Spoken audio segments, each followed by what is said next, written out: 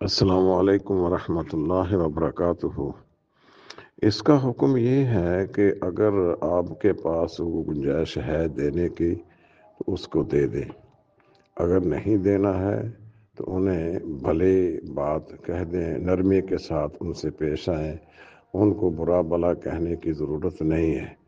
تو اگر آپ کے پاس گنجائش ہے دینے کی جو اللہ کے نام پر مانگتا ہے اسے دے دیں، اگر آپ کا دل نہیں چاہتا اس کو دینے کا تو برا بلا کہنے کی اجازت نہیں ہے، خواہ وہ آپ کو چمٹ کر ہی سوال کیوں نہ کریں۔